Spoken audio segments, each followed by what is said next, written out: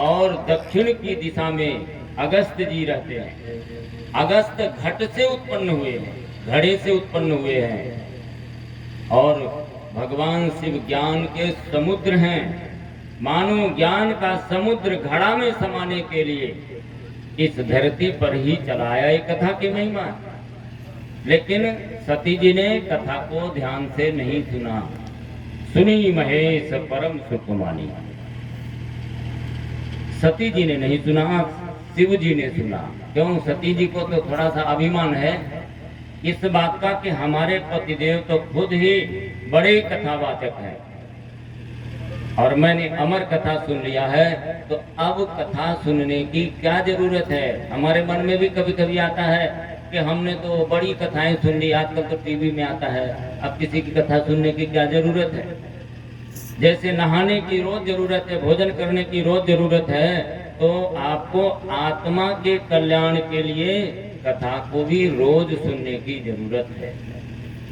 इसीलिए भगवान शिव अपने आचरण से प्रस्तुत करते हैं और कथा सुनते हैं। इसलिए कथा को सुनना तो हमारा धार्मिक कृत्य माना जाता है और बिना कथा के हमारे जीवन में जो सद्भावना है, सत्प्रेरणाएं हैं, वो आती नहीं है। गांधी जी ने एक छोटी सी कथा सुनकर के ही हरिश्चंद्र की और उनका जीवन बदला।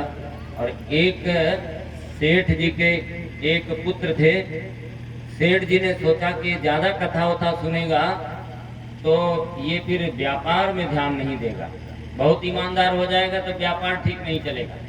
इसलिए कहा कि जब भी कथा होती हो तो उस कथा के समय अपने कान में उंगली लगा करके चले जाना।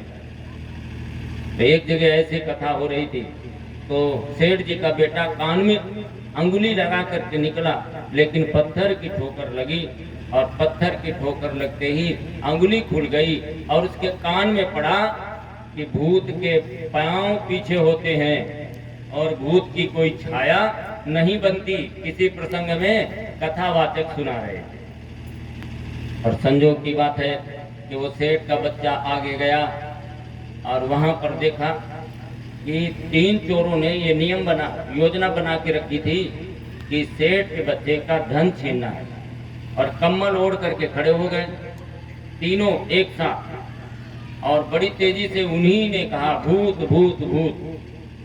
सेठ का बच्चा डर जाएगा और सब कुछ छोड़ के भाग जाएगा और चंद्रमा की रात्रि थी। तो उसने देखा कि इनकी परछाई बन रही है और इनके पैर तो सीधे हैं।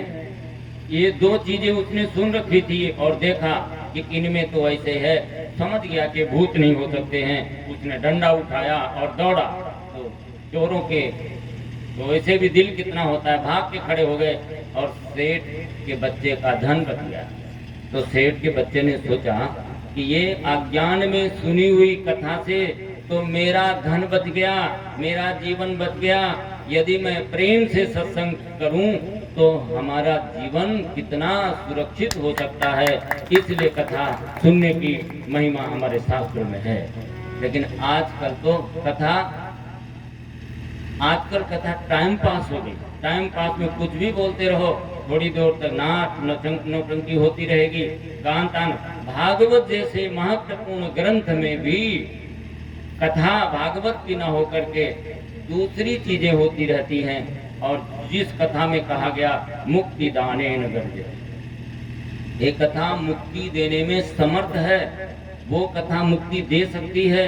यदि भागवत की ही कथा सुनाई जाए तब न मुक्ति देगी। 18 पुराण तो पहले ही बन गए थे। यदि उनसे अधिक कल्याण होता तो फिर भागवत की जरूरत न होती, और भागवत भी थी तो गुरुदेव को प्रज्ञा पुराण लिखने की जरूरत न होती। क्योंकि लोग जब भटक जाते हैं तो उनको फिर से मार्ग में लाने के लिए हमारे जो महर्षि होते हैं, ऋषि होते हैं, अवतार होते हैं, वो प्रयत्न करते हैं। और इसीलिए गुरुदेव ने प्रज्ञा पुराण की कथा को लिखा। आइए